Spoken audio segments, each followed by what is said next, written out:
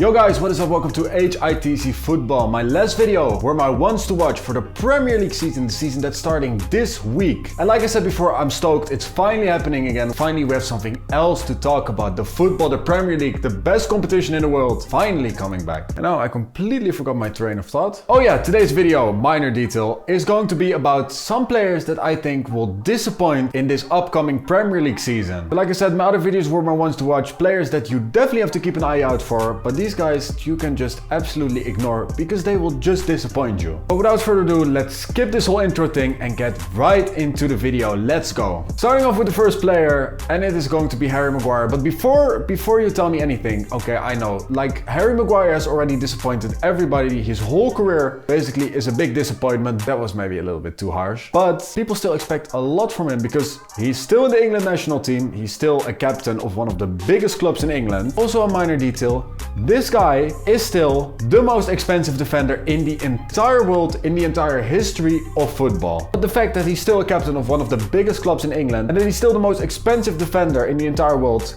comes with expectations, and he's clearly not gonna live up to that. He already didn't last season. Last season he was absolutely horrendous, and in my opinion, he's not gonna salvage this next season. No chance. And Harry, you thought that I was done slating you after last season. Oh no, absolutely not. Was I a bit harsh for you last season? Yes, I clearly was. Was it justified? Yeah, also it clearly was, because I have a few stats that absolutely are a disgrace for the most expensive defender in the entire world. I still clearly do not understand why did Manchester United ever pay this amount of money for the guy? This guy kept... Okay, I know, there's nothing on there, but anyways, this guy kept the Manchester United side that got the lowest ever points tally in the Premier League, which is absolutely a disgrace. They conceded the most goals in the Premier League season as well, and this guy is clearly responsible for it. Like I said, captain of one of the biggest clubs in England. And with these type of results, you don't deserve to be a captain of Manchester United, and you clearly don't deserve to be the most expensive defender in the entire history of the sport. I don't know if I said this enough times, but just like realize it. You know, it's kind of mad. You know that you can buy Lewandowski twice for the amount that Manchester United spent on Harry Maguire. To be fair, I'd rather play with Lewandowski in defense than Harry. Okay, no, that's not true. That's a blatant lie. But anyways, you understand what I mean, right? And I know it's a stretch that Harry Maguire is going to disappoint even more this season than he did last season. But believe me, it's possible, because all of a sudden people are saying, oh yeah, Manchester United can actually do well if they get a few midfielders in. So expectations are going up, but believe me, this guy will break those expectations down as quick as you can imagine. Okay, that's enough Harry Maguire slating for today. Let's put that box to the side a little bit and move on to the next player, because the next player I think will be a massive disappointment this season is Richarlison, because I literally do not understand why anybody would pay 60 million pounds for this guy. First of all, I don't understand why everybody is hyping up Spurs, because yeah, okay, they did a few signings, they spent a lot of money, but in my opinion, these are not the right signings. Let's look at Spurs signings. Okay, I think if Bissouma is a good signing, didn't spend a lot of money on him, that's just fine. Ivan Perisic, a nice utility player, nothing special. And then all of a sudden, Lenglet from Barcelona. He was already shaky for Sevilla, and he was terrible for Barcelona. Definitely not a reliable defender. Now that I think of it, actually, I should have picked this guy maybe in his list, but I still think that Richarlison is the best shout for this list, because they paid 60 million pounds for this guy. And at least Lenglet is a loan transfer, so if he turns out to be absolutely horrendous, they can just send him back and immediately forget about him. But Richarlison will be a very expensive headache. This guy never scored more than 13 goals in the Premier League. And guys, come on, you're not gonna tell me that that's enough for a Premier League center forward. And I know that last season he basically single-handedly kept Everton up. Yeah. Does that really justify a 16 million pound switch? And I mean, what is this guy even gonna add to Spurs? I really don't know. I honestly don't understand this signing. I just think it's absolutely ridiculous. This guy just keeps getting away with getting big transfers. When Watford signed him, he only scored 5 goals in one season. Then a season later, Everton signed him, and again, he only scored 5 goals that season. And at the time, Everton also paid a ridiculous fee for this guy. And now again, he only scored 10 Premier League goals, and still, Spurs signed him up for 60 million pounds. I just really don't understand. If you really want to have a Brazilian player, sign Anthony from Ajax. This guy has way more potential than Richarlison. And Spurs were also interested in signing Rafinha. I personally think that that transfer would have been way better than Richarlison. And now I named 2 Brazilian players that I personally think would have been better than Richarlison, just because he's Brazilian as well. But from the top of my head, I can think of 10 other players that would have been way better than Richarlison, and they wouldn't have cost the same amount that Spurs paid for him. But believe me guys, Spurs as a whole is just gonna disappoint. They're not gonna do as well as everybody already thinks. And for people saying that Spurs is gonna win the Premier League, maybe it's good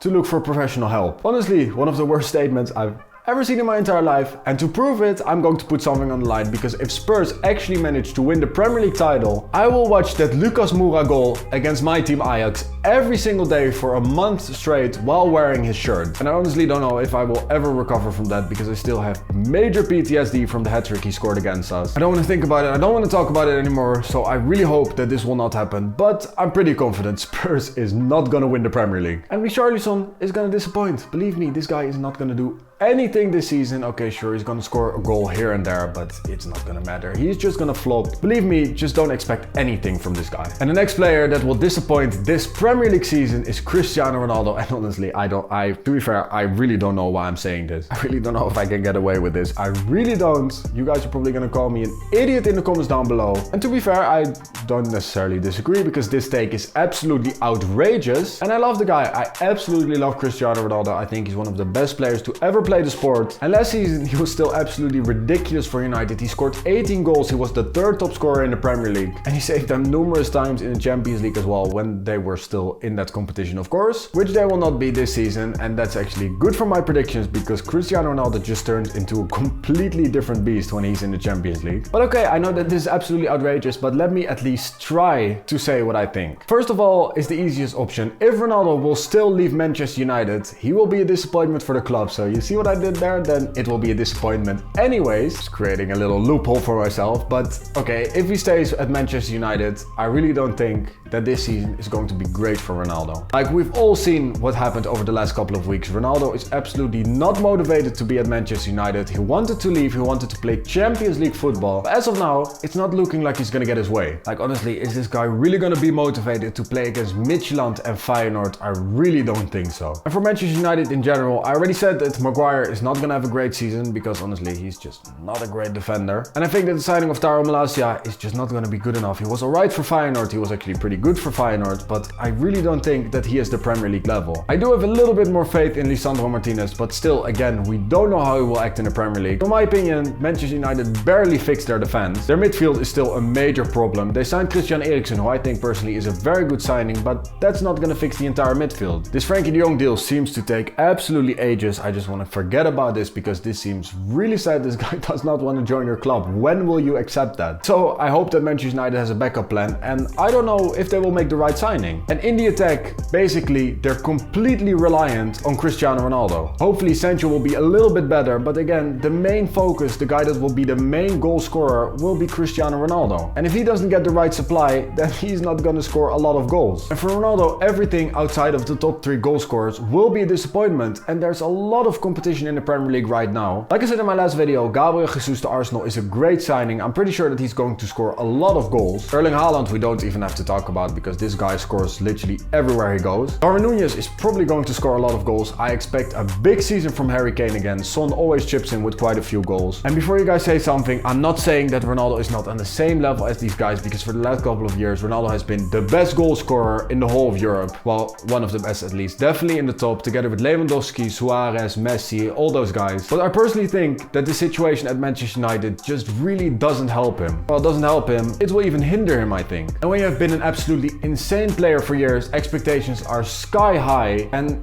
basically, if you're not in the right environment, if you're not able to perform to the highest standards, then obviously you're gonna disappoint. And although I absolutely hate to say it, I'm just afraid that this is going to happen to Ronaldo. Next up is Ivan Toney, and this guy surprised all of us last season. Maybe some Brentford fans had faith in him, but guys, he was absolutely ridiculous last season. And to be fair, Brentford last season was just a very good and solid side. Well, I'm saying last season, but mainly the last part of last season. Because something that a lot of people forget is that before Christian Eriksen came, these guys were not doing great. And I keep repeating this stat, I don't know why. I also said it in my last video, but it just perfectly illustrates the situation at Brentford. Because before Christian Eriksen joined, Brentford played 9 games and they only got 4 points out of that. But after Eriksen joined the club, they all of a sudden got 19 points from 9 games, so that's a huge difference. And this also showed the absolutely insane impact that he had on the team. But now Eriksen is gone. So they lost one of their best players, one of their most influential players. And let's not pretend like Eriksen cannot supply a pass, because he clearly can, and Ivan Toney is definitely going to miss that. And not only that, I personally think that second season syndrome is going to be a real thing for Brentford. And people are only going to expect Ivan Toney to improve on his tally from last season, but believe me, if you're in a relegation scrap, good luck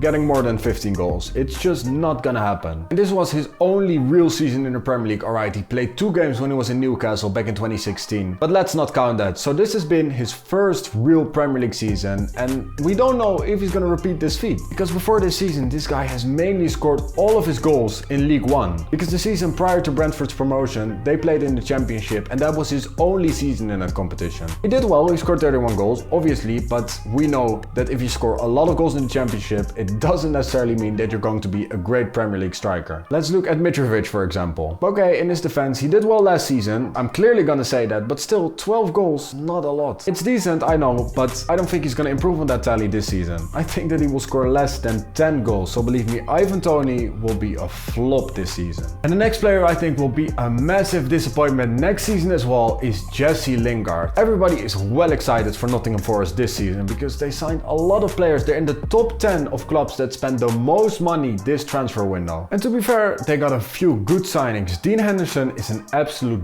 banger of a signing. Omar Richards is pretty decent. Nico Williams I think is very good. Yeah, a few good signings, but Jesse Lingard, oof, I think that this is a tough one. They signed him on a free, which is definitely not bad, but believe me, the expectations for this guy are sky high. And in my opinion, personally, way too high. Because let's be honest, this guy was not able to cut it at Manchester United. And even with the bad season that Manchester United had last season, this guy barely featured. That means that at the club, they had absolutely no trust in this guy. And I'm pretty sure that you guys are gonna say, okay, Manchester United is way too good a club for him. But when he plays for a club that has a little bit of a lower level, all of a sudden he becomes great. Look at his time at West Ham. And if you're one of those people saying that, I will have to stop you right there, because I personally think that that's not the case. Alright, he scored 9 goals in 16 games, which is absolutely unbelievable. Truly, absolutely a ridiculous record. Like, I will agree with you on that. But you and I damn well know that this was not the Jesse Lingard that we know. Because the thing is, in no full season in his entire career did this guy ever score more than 8 Premier League goals. Apart from his half season at West Ham, obviously. But this is not a guy that is going to score you a lot of goals in a season. So all of these expectations, this whole thought process of Lingard is going to score a lot of goals for us, he's going to be absolutely ridiculous. No, it's just not gonna happen. You can immediately forget this. And another big difference between West Ham and Forest is that West Ham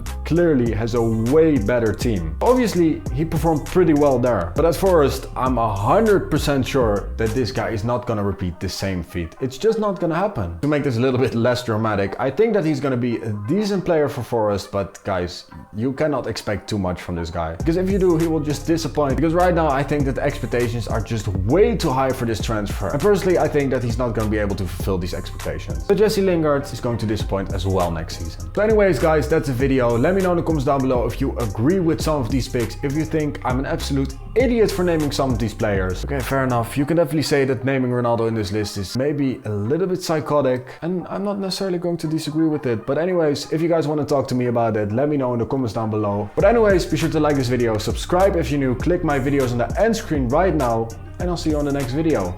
Peace.